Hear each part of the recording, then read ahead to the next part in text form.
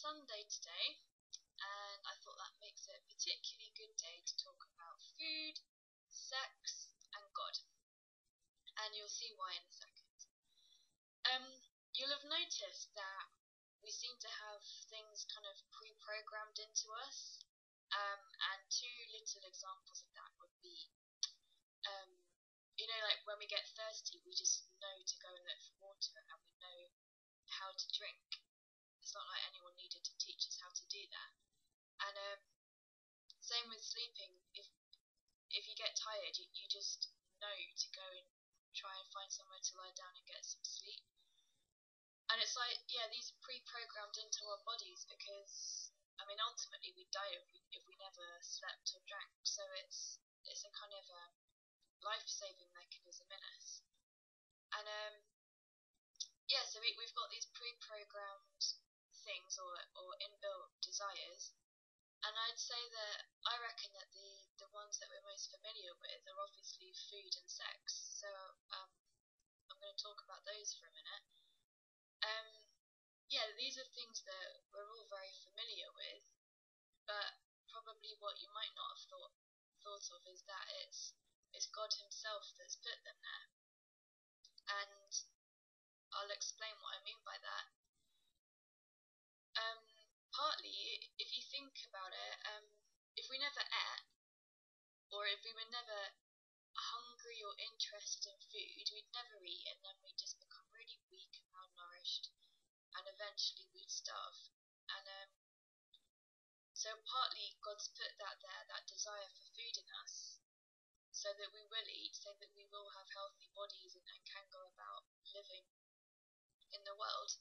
But I wouldn't say it's just a functional thing. I'd say that God's also put that there. But God invented pleasure, and God invented food, and I'm sure God would quite like that we sit down and enjoy eating the food that He's created. So I do believe that part of our getting hungry or wanting food or even loving chocolate is God that's put that there so that we can enjoy the food that He's created. So that's the inbuilt desire of food. And I'd say really similar things about sex as well.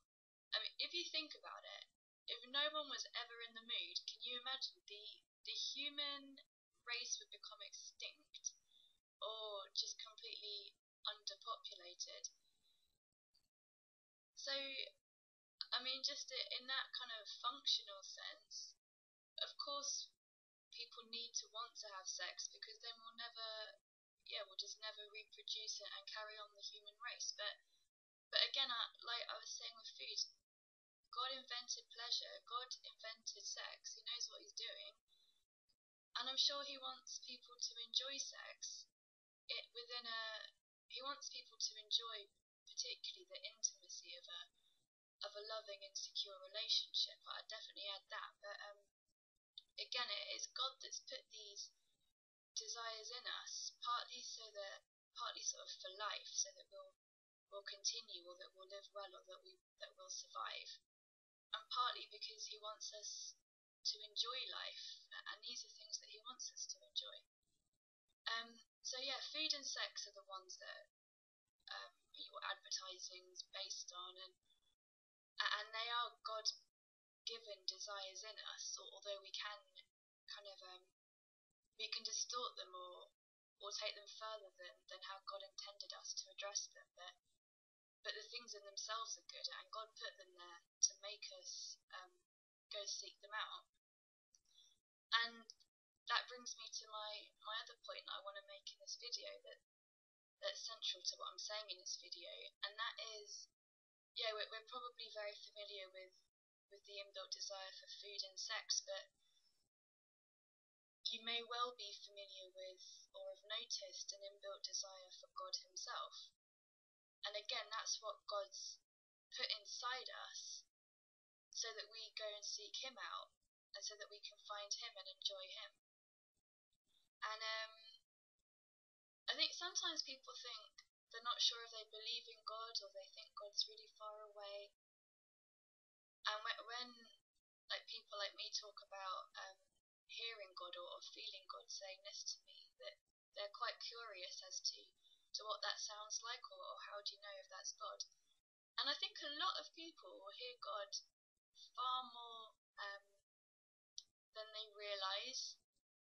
And I think what I'm saying now, I think a lot of people, I think it will resonate with a lot of people, because this inbuilt desire for God that God's kind of pre-programmed inside us, you might have noticed in the form of just knowing that you're a spiritual person, or wanting to explore your spirituality. You may have, you might just have this feeling, or this knowing that there's something bigger out there, or that the world is kind of part of a bigger plan, or even that your life is part of a bigger plan, or has a purpose. And these are the kinds of thoughts you often get, especially when you're sat on your own, or when things are quiet, or like late at night. It's those times when these kinds of feelings hit you, or that you notice this inbuilt desire coming out. And the other way that you might experience it is in a feeling that something's missing. Sometimes people talk about this kind of emptiness, or that there's still something that's supposed to be part of their life that they haven't found yet. And that's what when Christians, quite a lot of Christians will talk about when they finally find God, or come to Christianity. They talk in terms of that part of them that felt empty before isn't now, or that part that seemed missing has been found. A famous Christian quite a few centuries ago, he put it like this. He's got a famous phrase, and he says that our hearts are restless until we find God. And it's that restlessness that you might have experienced for yourself. And that restlessness, in the Bible, Jesus is quoted as saying that he stands at the door and he knocks. And I'd say that's describing a similar thing there. I mean, God wants us to find him. God wants us to have a relationship with him, because he knows that's what we're meant for. He knows that he's what's best for us. And he wants us to enjoy him. He made us out of love in the first place, so that we'd enjoy having a relationship with him. And that relationship doesn't include serving him and living for him. But Christianity is all about turning things on it. A lot of Christian wisdom kind of seems to turn things on its head. And so people will say that it's when you are serving God and when you are revering him, that is when you feel the most free and when you feel the most happy. So yeah, that's Christian wisdom for you. Sorry that the sun's gone behind a cloud.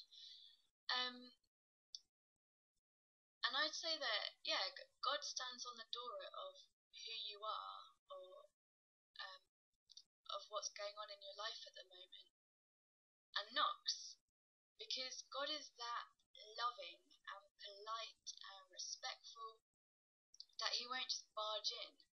Occasionally you get stories of dramatic conversions, and something suddenly hits someone and they feel that they encountered God in quite a dramatic, out of the blue way. But for most people, the experience is that they just get feelings that they want to explore. That they just know that they want to explore their spirituality more and more, and over time they come to realise that it was God all along, kind of asking to come in. So God stands at the door and knocks and waits for us to answer the door.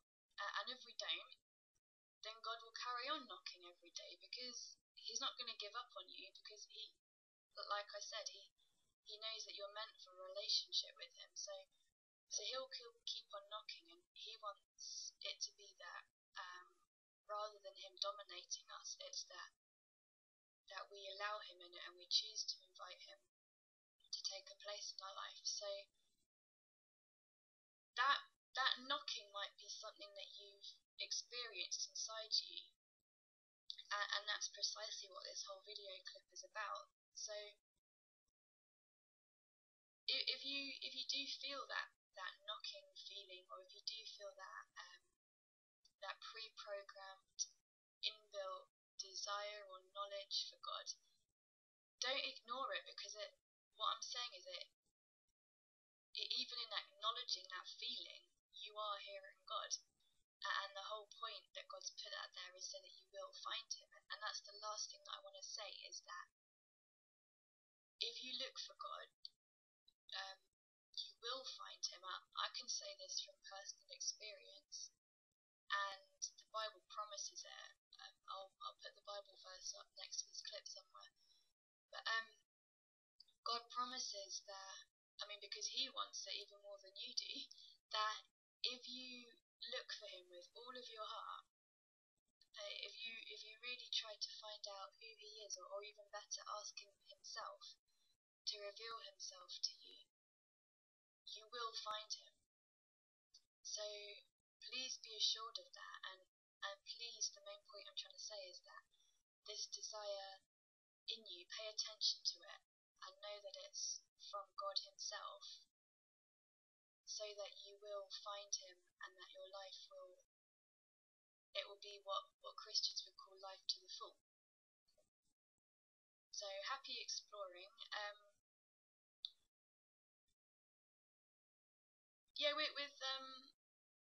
With food and sex, it's a lot easier to know if you've acknowledged that desire in you. It's a bit easier for us to know what to do about it. If you want food, you know to go look for food in a shop, or you prepare it yourself, or you go and look for somewhere to find it. If you want sex, well, there are various things you might do with that, depending on how much you believe that God's keen for you to enjoy and to share your body, and how respectful you're being to other people. I'm not going to go into that, like a great theology of it, but if we acknowledge the desire in us for God, it's a bit more difficult to know exactly what to do about it. Like, you might know that you're a spiritual person, but you're not sure what to do about it, or you might resonate with what I'm saying now, but you're not really sure, well, what do I do now? So one thing that I can suggest, since you're sat in front of a computer on YouTube anyways, as a start, you might want to look at some of my other videos, but I'm not kind of asking you to only listen to me, or to stick to my channel, but if that's helpful, then that's something that you might do. But do explore it, and the aim of my channel is to try and make Christianity easier to look into. But keep at it, and keep remembering what that promise that I said, that if you do look for God with all of your heart, he promises that you will find him.